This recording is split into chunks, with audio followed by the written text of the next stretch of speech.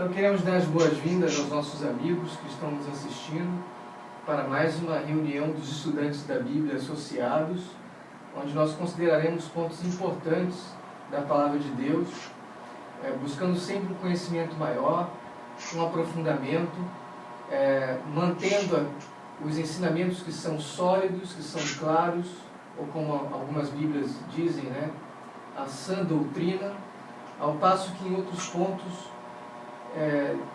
que não há tanta clareza assim, respeitamos a liberdade de consciência de cada um, para que nós possamos aprofundar melhor no entendimento geral. Nós vamos dar início à nossa reunião de hoje com uma oração. Inicialmente, nós iremos, logo após a oração, fazer a nossa leitura e estudo da Bíblia.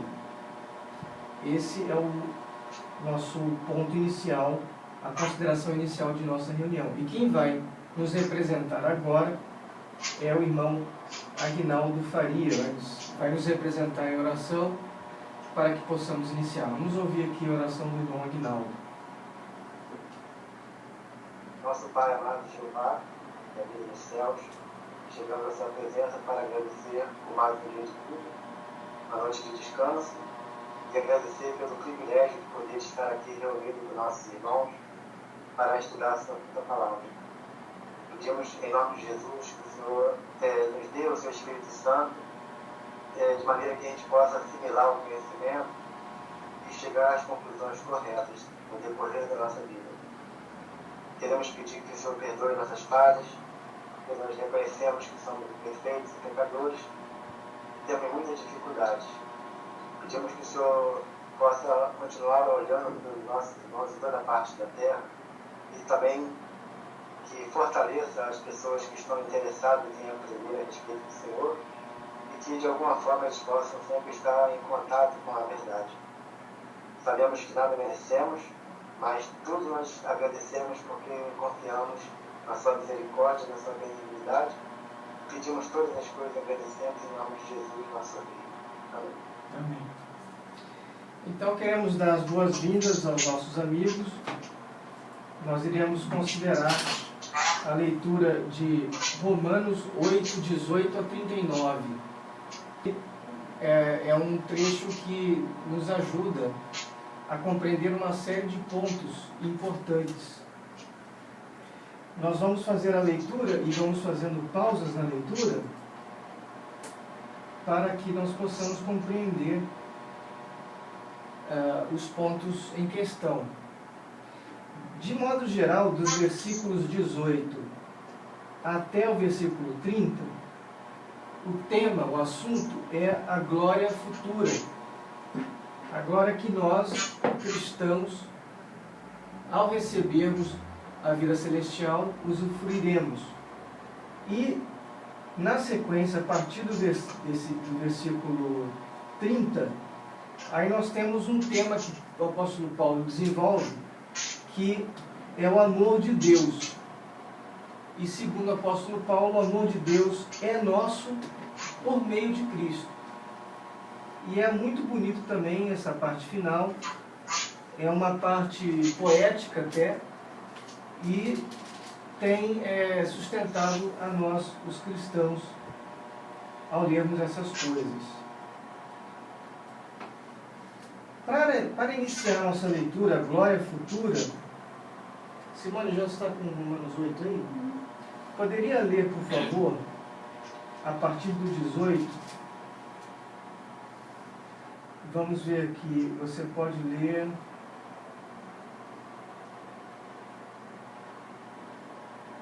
até o 22, primeiramente, por favor. Eu penso que o que sofremos durante a nossa vida não pode ser comparado de modo nenhum com a glória que nos será revelada no futuro. O universo todo espera com muita impaciência o momento em que Deus vai revelar o que os seus filhos realmente são. Pois o universo se tornou inútil não pela sua própria vontade, mas porque Deus quis que fosse assim. Porém, existe esta esperança. Um dia, o próprio universo ficará livre do poder destruidor que o mantém escravo, e tomará parte na gloriosa liberdade dos filhos de Deus. Pois sabemos que até agora o universo todo geme e sofre como uma mulher que está em trabalho de parto. Muito bem. O que nós aprendemos nessa parte inicial aqui? Qual é a expectativa do universo? O que está acontecendo com o universo e qual é a promessa que se dá aqui? Então, a gente pode perceber da fragilidade da criação, né? Porque, embora a criação de Jeová seja perfeita, a gente, quando se toca na parte do ser humano, se tornou sofredor, né? E vai depender, então, de Jeová para alcançar uma coisa melhor. Sem dúvida, né? Essa parte, quando diz o universo, né? Por que será que é o universo? Nós estamos lendo aqui a nova tradução na língua de hoje. Eu vou pegar aqui o grego e o inglês. Outras Bíblias, você está com qual versão aí? Eu só tenho a tradução do Novo Mundo. Então, a tradução do Novo Mundo diz o quê? A referência. Você estava falando do versículo 19? Isso, do versículo 19. Então, aqui diz que, pois a expectativa ansiosa da criação está esperando a revelação dos filhos de Deus. Expectativa ansiosa da criação. Essa impaciência que você falou. Isso. Agora, eu vou pegar aqui a tradução brasileira, que costuma ser uma tradução literal também.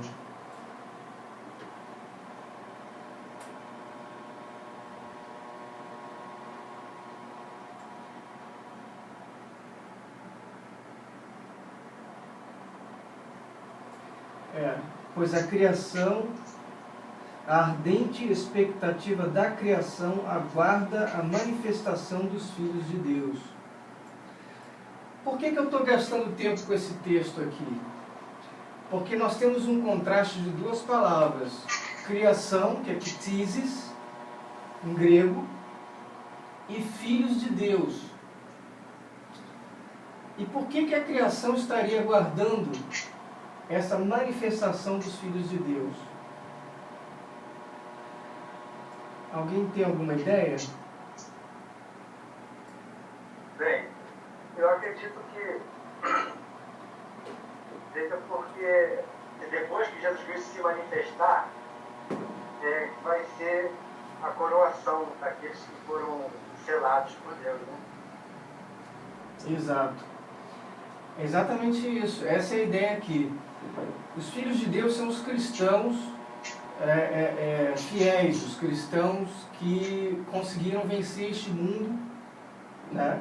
Nós já podemos nos considerar filhos de Deus quando nós estamos num relacionamento com o Pai, mas na continuidade da leitura, nós vamos ver que nós aguardamos uma coisa, e nós vamos também explorar esse tema aí.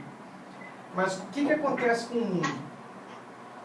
O mundo inteiro, ele caiu no pecado, né? Principalmente por causa da ação de um homem, como diz a Bíblia. Por um só homem entrou o pecado no mundo.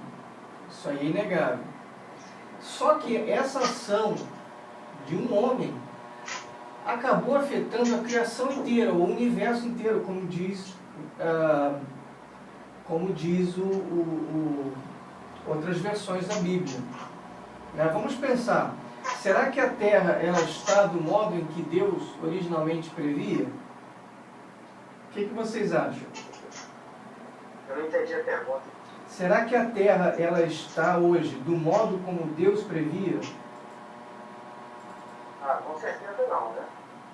Porque quando Jeová colocou Adão e Eva no paraíso, a intenção dele é que eles estendessem o paraíso, né? Que as pessoas vivessem em paz e felicidade. Isso não está acontecendo. Não aconteceu. Não aconteceu para os humanos. Mas e a Terra? Vamos pensar em termos de Terra. Terra, planeta Terra, está sofrendo com as consequências da desobediência de Adão? Também. Da desobediência de Adão? Isso.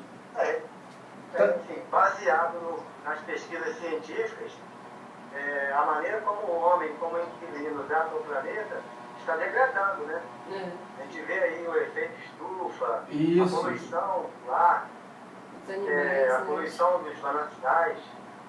Eu acredito que seja uma deterioração causada pelo fato do homem não ser mais perfeito e também desejos egoístas, né? Exploram o meio ambiente. Sem dúvida, sem dúvida. Então, de modo poético, aqui é dito que a criação inteira, ela está guardando, né? Porque ela também, aí olha só, o versículo 21, o que o 21 diz? Na esperança de que também a própria criação será libertada do cativeiro da corrupção para a liberdade da glória dos filhos de Deus. É verdade. E aí podemos, obviamente, levar para um outro nível. Fica claro que nós temos aqui dois conceitos, o conceito de filhos de Deus e o conceito de criação. Isso mesmo. Né? Filhos de Deus, no sentido bíblico, não é que a humanidade não seja filha de Deus, a humanidade é progênie, como o apóstolo Paulo falou, somos progênie dele. Né? Mas a expressão filhos de Deus, do ponto de vista cristão, tem um significado especial. Que significado seria esse?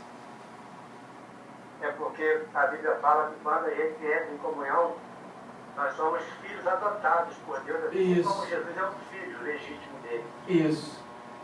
Então é essa condição que a criação, ou seja, os que não são ainda, não estão nessa condição, eles também aguardam a manifestação nossa, vamos dizer assim. Ou pelo menos eu espero sinceramente estar incluído nesse grupo, ser fiel até o fim. Então, os filhos de Deus, ao serem manifestados, vai trazer também alívio para o restante, né, da criação, que não entraram nessa comunhão, por não conhecerem, né, por estarem cegados por Satanás. Mas como nós já vimos, como estudantes da Bíblia, acreditamos numa segunda chance para a humanidade.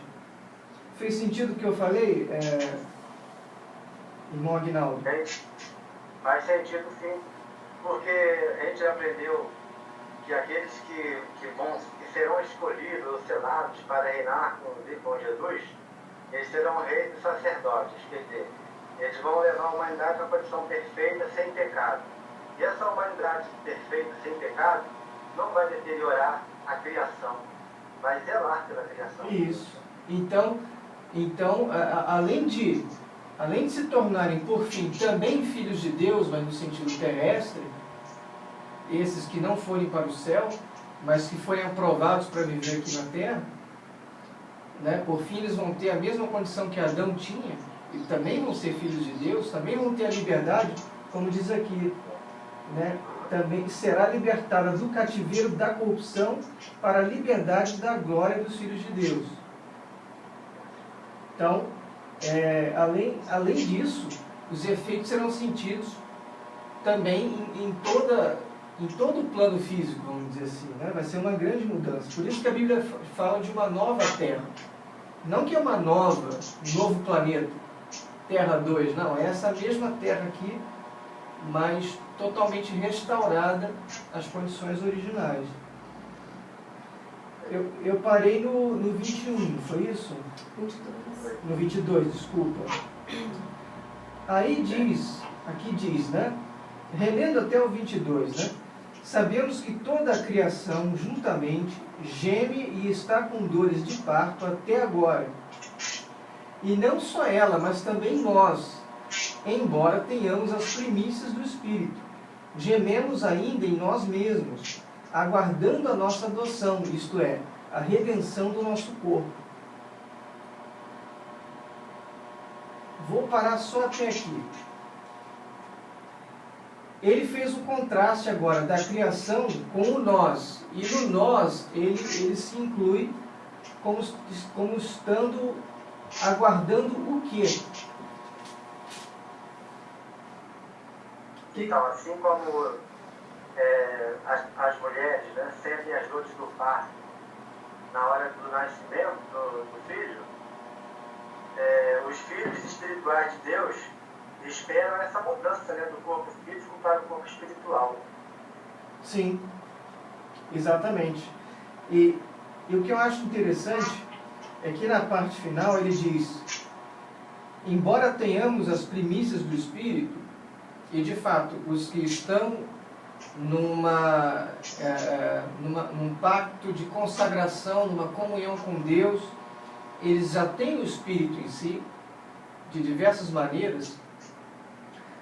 Na época em que o apóstolo Paulo falou isso, o Espírito Santo ele agia ainda de maneira mais espetacular. Vamos lembrar o que o Espírito Santo fazia na época? Dava dom de línguas, dom de curas, não é isso? Dava dons de profecia, inspirava a escrita dos livros da Bíblia, das cartas, direcionava os apóstolos para onde deveriam ir. Falava literalmente: não deve ir para esse lugar, aí mais um pouquinho deve depois ir para esse lugar, né? Então o Espírito, né, que não é uma pessoa, mas é a força ativa de Deus, direcionada, né, usada no caso por Jesus, que é o cabeça da congregação, operava essas coisas neles.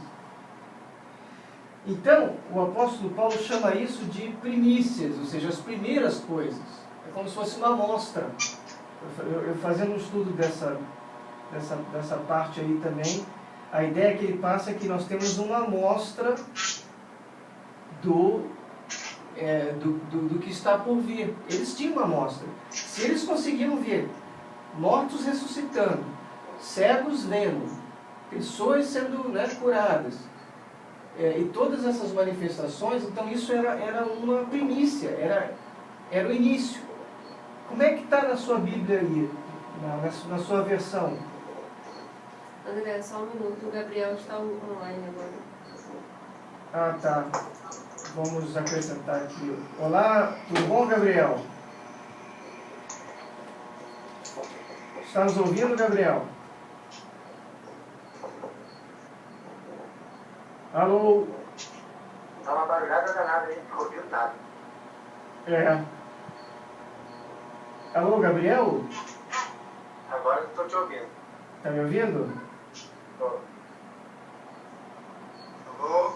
Opa! Seja Gabriel. Seja bem-vindo à reunião. Me perdoe pelo atraso, irmão. Não faz mal, não. Seja bem-vindo. Obrigado. Tá, nós estamos considerando Romanos 8, estamos no versículo 22 agora. Tá? Romanos 8, 22. Aí nós lemos o 23 também. E estamos falando sobre as primícias do Espírito. Ou seja, o apóstolo Paulo, ele já tinha uma amostra do Espírito. Ele já tinha as primeiras coisas. Primícias são as primeiras coisas. Aquela primeira manifestação do Espírito ele já tinha. Muitas religiões hoje em dia, ao lerem isso, eles dão uma interpretação diferente. Eles dizem que essa primícia é o testemunho do Espírito dentro deles. Mas o texto não diz nada disso. O texto fala: temos as primeiras coisas do Espírito.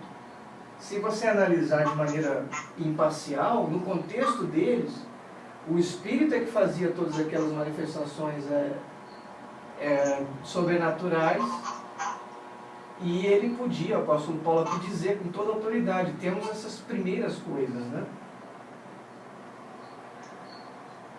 E o interessante que eu ia chamar a atenção é que no final ele diz que eles mesmos também gemem, assim como o resto da criação, ou do universo.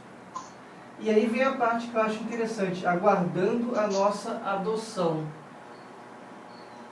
aí parece até contraditório, mas vem cá, se eles tinham, se eles eram filhos de Deus, no sentido de serem chamados, né, para esperança celestial, por que o apóstolo Paulo diz que ele está aguardando a adoção? Tem alguma ideia? Eles tinham a Talvez seja esperança. por causa da consolidação, né? Mas Quando eles realmente tiveram uma experiência para o reino celestial, aí já está totalmente assegurado, porque enquanto a pessoa está na terra, ela corre riscos, né? Jeová mesmo nos deixa expostos ao perigo, a gente passa por provas. Depois que tiverem passado por todas as provas, aí está totalmente adotado, né? Mas é exatamente essa a ideia, viu, Aguinaldo? Essa é a ideia. Inclusive, essa questão das dores de parto dá a entender um desenvolvimento progressivo da nova criatura que nós somos. O irmão Russell ele escreveu muito bem, fazendo essa comparação de uma gestação, né? Nós hoje estamos nesse ponto de desenvolvimento.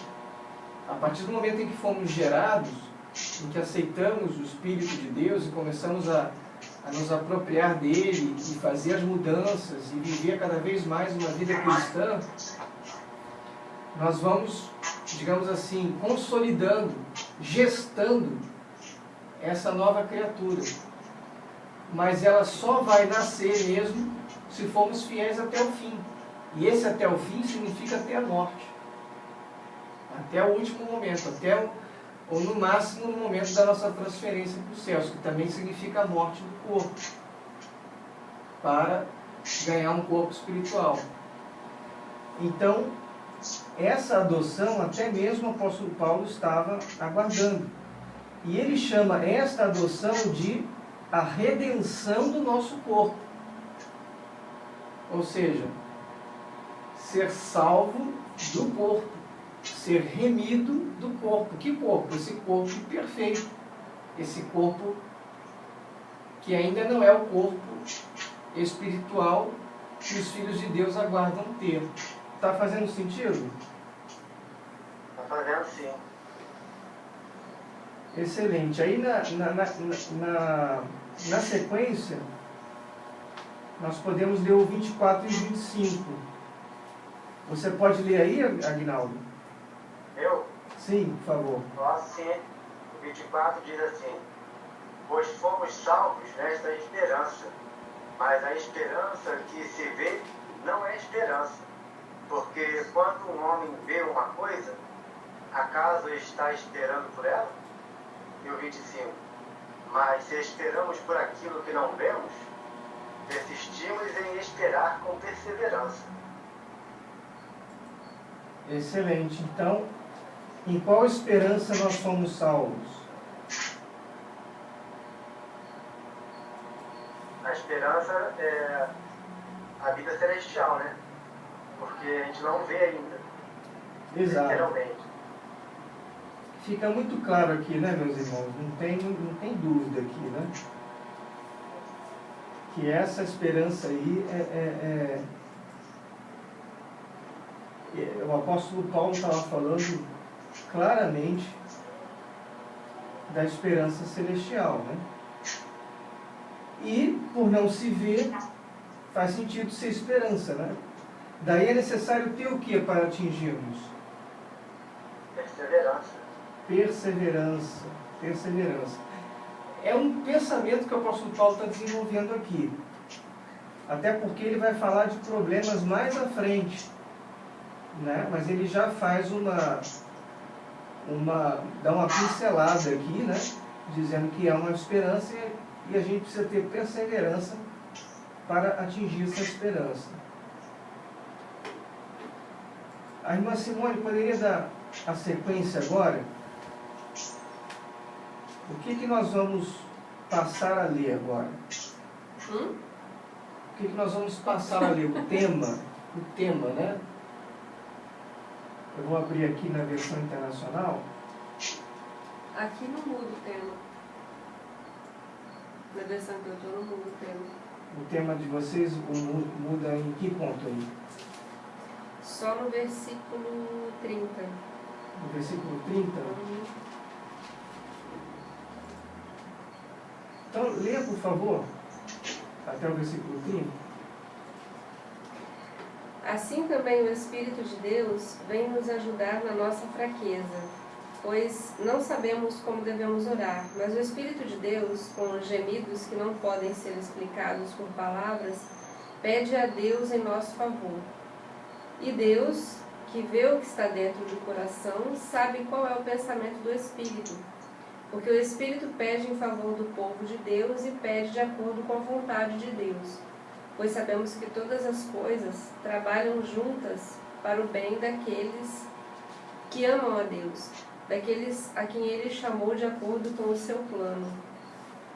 Porque aqueles que já tinham sido escolhidos por Deus, Ele também separou a fim de se tornarem parecidos com seu Filho. Ele fez isso para que o Filho fosse o primeiro entre muitos irmãos. Assim Deus chamou os que havia separado. Não somente os chamou, mas também os aceitou. E não somente os aceitou, mas também repartiu a sua glória com eles. Excelente. O que nós aprendemos desse trecho que acabamos de ler? Entendi que Jeová, através do Espírito Santo dele, ele supre aquilo que a gente não consegue, talvez, até dimensionar, né? Porque fala que o Espírito, ele faz súplicas por nós, verdade? Sim, na questão da oração, né, quando nós não temos palavras, não precisamos expressar necessariamente, porque Jeová sabe, nosso Pai Celestial, Ele conhece os sentimentos. Então, mesmo sem eloquentemente colocar de maneira clara, Ele ainda assim nos ajuda nesse sentido, né?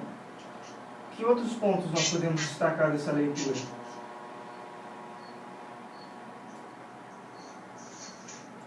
O irmão Gabriel conseguiu acompanhar por aí? Sim, né? Gostaria de comentar alguma coisa? Pode ficar à vontade, tá?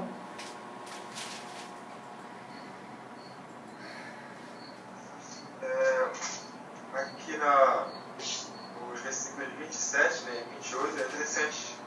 Eu acho interessante essa parte, né? Jeová vê o que está dentro do nosso coração, né? Ele sabe qual é o pensamento. Aí é interessante que diz que o Espírito, né, ele pede favor do povo de Deus, de acordo com a vontade do Pai. Isso. O 28 também tem uma frase que é interessante. Sabemos que todas as coisas trabalham juntas para o bem daqueles que amam a Deus, daqueles a quem Ele chamou de acordo com o seu plano. Como é que está na versão de vocês, que vocês estão acompanhando aí?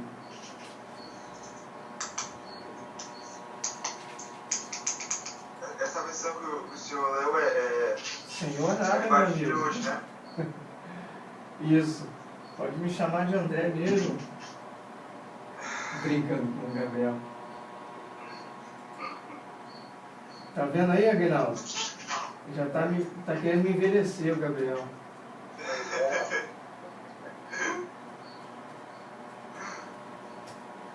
O que vocês acham que significa essa parte que diz: todas as coisas trabalham juntas, ou, dependendo da versão, cooperam para o bem dos que amam a Deus? Então, acho que dá a entender que Jeová acaba fazendo valer todas as coisas para o nosso benefício, né? Mesmo o sofrimento, as situações difíceis que a gente passa como cristão, no final, vai contribuir para a nossa fortificação, né? Como se a gente estivesse sendo refinado. Mas é exatamente essa ideia. E essa ideia ela se repete em várias outras partes da Bíblia, né? Há várias partes que falam que nós vamos ser provados, que vamos passar por um fogo. Satanás diz que vamos ser... Satanás quer nos peneirar, né? E o livro de Apocalipse deixa claro que ele vai fazer isso. mas também é dito que a nossa fé, ao passar pelo fogo, ela se torna mais valiosa do que qual? Metal. Fica mais valiosa do que o ouro, né? Mas enfim, o versículo que nós estávamos analisando fala justamente dessa adoção final e das coisas cooperarem para o nosso favor. Então, o que nós entendemos é que Deus permite que as experiências elas contribuam para o nosso aperfeiçoamento. Na verdade, olhando para os cristãos vencedores como um todo, Deus está no pleno controle das coisas. E nós temos que confiar nisso. Né? No dia que estivermos desanimados, no dia que estivermos sozinhos, né? Não importa, nosso relacionamento é com Deus, o resto do mundo acabou. Né? O apóstolo Paulo disse que nós somos a escória do mundo. Então, eles consideram a gente a escória, as coisas ruins, e vamos ser tratados como tal. Não importa, o que importa é o que nosso Pai pensa de nós. O modo que Ele trata, que está polindo a gente, está trabalhando com o nosso aperfeiçoamento. Isso é o que importa para nós. Né? E o resto a gente vai chegando lá, né? A própria vida do apóstolo Paulo em si dá um exemplo disso, né? Como Jeová permite que a pessoa passe por momentos difíceis. Isso. Ele relatou lá todas as experiências conflitantes, né? Atribuladas, até chegar à morte dele. Um homem fiel que se dedicou a fazer a vontade de Jeová, que ele foi contratado pelo próprio Jesus. Mas Jeová permitiu que ele fosse refinado até o extremo, né? E ele tinha autoridade para falar sobre isso. Exatamente, né? E a parte final do 29 diz que Deus fez isso para que o Filho fosse o primeiro entre muitos irmãos. Né? Então, essa irmandade que nós temos com Jesus, que é o nosso irmão mais velho, é exatamente essa ideia que o Pai Celestial quer. Né? Literalmente uma nação de seres espirituais com glória, com honra, com imortalidade, né? Irmãos entre si, muito semelhantes a Jesus. Se nós pensarmos e se levarmos isso ao pé da letra, significa que nós vamos ser, no mínimo, bem semelhantes a Jesus Cristo. Eu não consigo nem imaginar direito o que é isso na prática, no nível espiritual. Já parou para pensar nisso, Aguinaldo? Eu estou passando a pensar agora, né? Mas eu não tinha essa preocupação. Mas essa comparação é muito boa, porque, veja bem, Jesus, como filho de Deus na terra, ele tinha tudo para ter tudo do bom e do melhor e levar uma vida tranquila e protegida fisicamente, né? Sim. E não foi isso que aconteceu. Ele também passou vários perigos, inclusive teve que se livrar da mão dos seus opositores, porque não estava lá na hora ainda dele fazer o sacrifício. Uhum. Mas Jeová estava lá vendo tudo. E depois, quando ele passou por essa prova, né, que foi uma prova como ser humano, ele foi enaltecido. Exatamente. Aí nós entramos aqui na parte final, que é o amor de Deus que é nosso por meio de Cristo. A partir do 31 eu vou ler aqui. Diante de tudo isso, o que mais podemos dizer? Se Deus está do nosso lado, quem poderá nos vencer? Ninguém. Porque Ele nem mesmo deixou de entregar o próprio Filho, mas o ofereceu por todos nós. Se Ele nos deu o seu Filho, será que não nos dará também todas as coisas? Quem acusará aqueles que Deus escolheu? Ninguém, porque o próprio Deus declara que eles não são culpados. Será que alguém poderá condená-los? Ninguém, pois foi Cristo Jesus quem morreu, ou melhor, quem foi ressuscitado e está à direita de Deus. E Ele pede a Deus em favor de nós. Então quem pode nos separar do amor de Cristo? Serão os sofrimentos, as dificuldades, a perseguição, a fome, a pobreza, o perigo ou a morte? Como dizem as Escrituras Sagradas, por causa de ti estamos em perigo de morte o dia inteiro.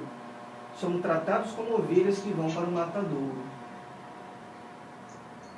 Nesse raciocínio aqui, Deus fala de maneira bem clara que ninguém poderá acusar aqueles a quem Ele escolheu. Mas que fique claro, escolheu porque foi Deus que disse, esse vai ter a esperança celestial e aquele não vai ter? Durante a era evangélica, durante esse momento em que vivemos, de Jesus até hoje, e até a manifestação dele, entendemos que não, porque o convite é feito a todos. Mas de todos esses que aceitarem o convite, aí sim, Deus escolherá o grupo de vencedores. Entende assim também? É aí que se encaixa aquela ilustração da corrida, né? Isso.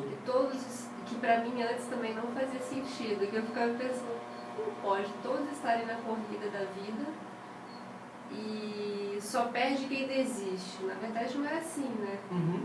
Todos estão na corrida pela vida, mas poucos são os que vão alcançar mesmo a reta final, mas no caso para a vida celestial. A corrida que o apóstolo Paulo se referiu é essa. Jesus Cristo também fez a comparação do portão estreito que é difícil de passar e a estrada larga que leva à destruição. Também esse portão estreito, até mesmo se fizerem uma pesquisa, né, os que são testemunhas de Jeová, se fizerem uma pesquisa, vão ver que ele estava se referindo à vida celestial, nas próprias publicações das testemunhas de Jeová.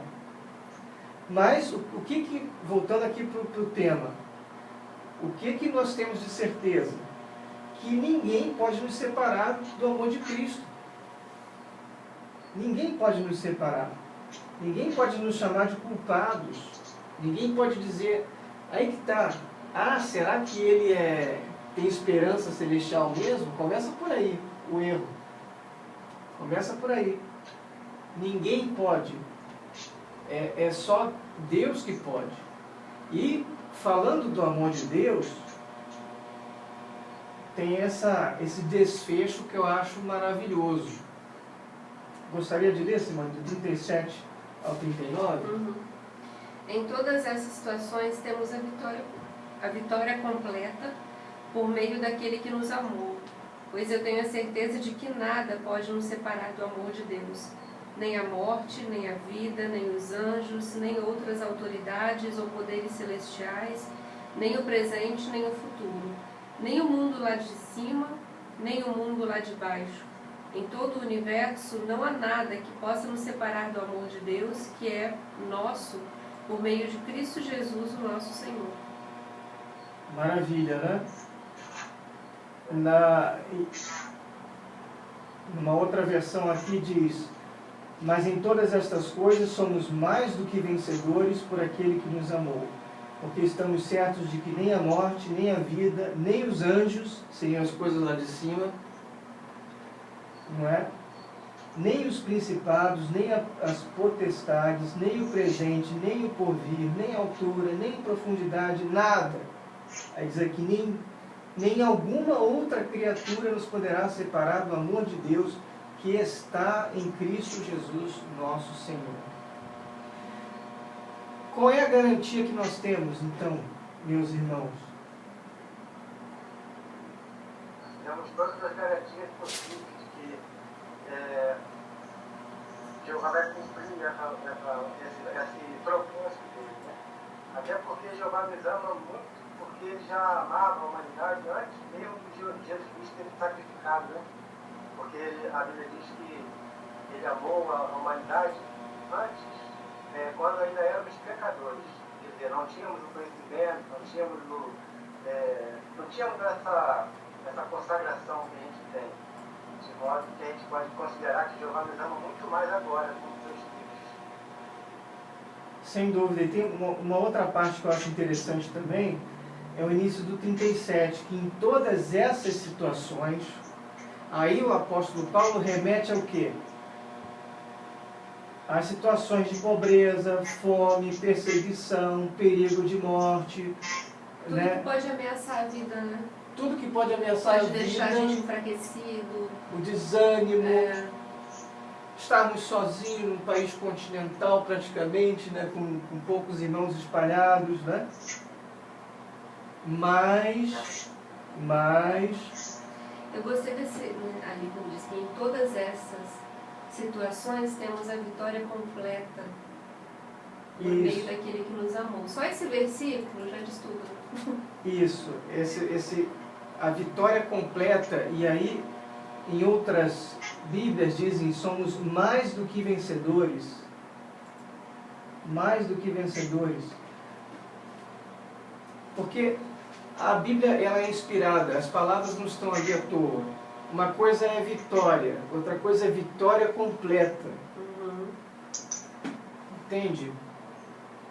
Esse aqui também está completo. Eu não tenho ideia alguma de que, não tenho dúvida alguma de que os que vão herdar a terra, os que vão ter uma segunda chance também vão ser vitoriosos.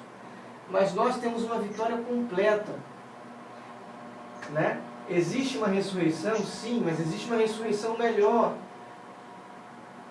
A Bíblia fala, usa esse termo. Existe um prêmio, sim, mas existe um prêmio melhor, que é o prêmio celestial. É a natureza divina, como sermos participantes da natureza divina. E dessa promessa, meus irmãos, podemos ter certeza de que nada pode mudar. Nada pode atrapalhar esses planos. Significa isso que a minha salvação já está agora. Eu já posso dizer que eu não preciso fazer mais nada, nada pode atrapalhar a minha salvação? Será que é disso que... Eu acho que se você desistir, se você não quiser... Claro, é por Agora, isso... ele diz que todos esses outros sofrimentos, tudo que uma pessoa possa passar, isso não significa que Deus tirou o amor dele de você. O amor dele já é garantia. É você desistir e retroceder que é a questão. Como diz a Bíblia, por isso não somos os que retrocedem para quê? Lembra? Destruição. Para destruição, porque é possível retroceder. Né? Jesus fala de voltar ao vômito. Não é isso? A porca lavada voltar ao vômito. Ao lamaçal. Ao lamaçal, não é isso?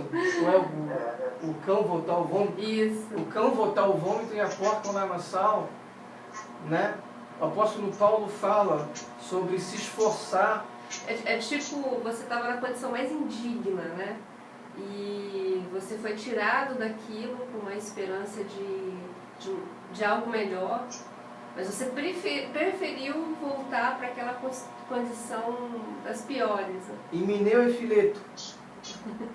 Né? Exemplo clássico eram irmãos, eram nossos irmãos em Cristo, não é? Mas em algum ponto eles abandonaram. E significa que a visão calvinista, né, de que Deus já determina quem vai ser salvo e quem vai ser destruído, não existe. Agora, a garantia que nós temos é que essas coisas externas não podem nos afastar do amor de Deus. Eu noto nisso até uma diferença tão grande, assim, porque no geral as pessoas falam assim, que você precisa fazer a mais, né? Você precisa trabalhar muito para receber a vida. O que esses versículos dizem é que a vida, o amor de Deus já é uma garantia. Você precisa desistir desse prêmio para não recebê-lo. Exatamente, exatamente. É o contrário do que eu pensava antes, na verdade. Eu achava que você tinha que dar, enfim... salvação por obras, né? Isso. Salvação. E na verdade a salvação ela vem pela fé, pelo amor, pelas obras também, porque a Bíblia fala a respeito de ser um cristão. Existem princípios. Quando Jesus disse, né, que toda a lei estava sendo substituída por amar ao próximo e amar a Deus, isso subentende que você tem que fazer muitas demonstrações de amor ao seu próximo, né? Sim, claro. No seu dia a dia, mas a partir desse momento em que você demonstra amor ao próximo, você deixa de fazer tudo que é ruim contra ele, né? E contra você mesmo, né? Porque amar a Deus, amar ao próximo como a ti mesmo. Então, mas o prêmio da vida já é dado por Deus por amor, Ele nos amou antes. Isso também é interessante, o versículo diz que Ele nos amou primeiro, né? Então é você que tem que desistir literalmente e passar a ter uma vida até indigna para deixar de receber isso. Muito bem, excelentes comentários. Algum comentário da parte do Agnaldo ou do Gabriel? A gente pode se lembrar das palavras de Jesus na revelação que ele deu a João, quando ele mandou as mensagens para as congregações, se não me engano, foi para Laodiceia, que não eram nem frios nem quentes, por isso ele vomidaria da boca dele. Né? Isso. Isso indica a importância da gente não ficar morto, a gente tem que ficar ativo, a gente tem que ser estimulante, né? Isso. A gente tem que ter uma posição firme, porque o nosso modo de vida, a nossa disposição mental é que vai indicar se a gente quer mesmo ou não quer participar do plano de Deus que Ele tem para nós. Excelente.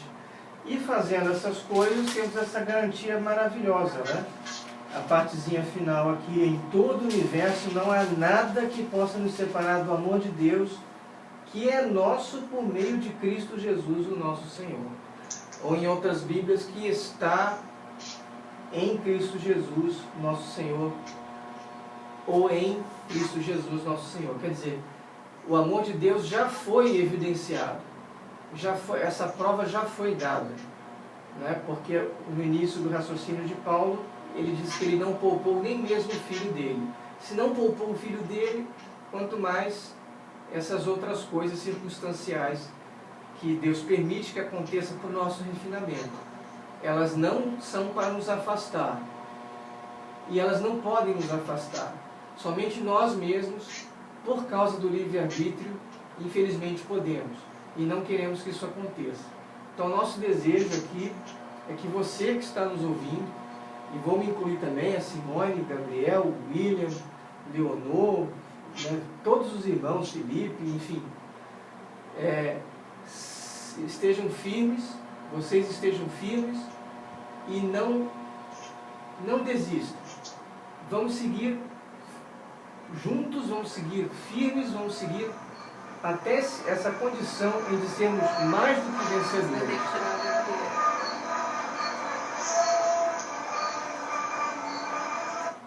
É do Gabriel. Vem um barulho intenso de fundo, eu não sei o que é aqui. Aí depois eu edito isso, viu, Agnaldo? Isso dá para fazer uma edição. Muito bem, então, queremos agradecer a vocês que nos acompanhou até agora. O nosso estudo, a nossa leitura e estudo da Bíblia, de Romanos, capítulo 8. E nós avaliamos agora os versículos 18 a 39. Muito obrigado. Na semana que vem nós voltamos com mais uma reunião dos estudantes da Bíblia.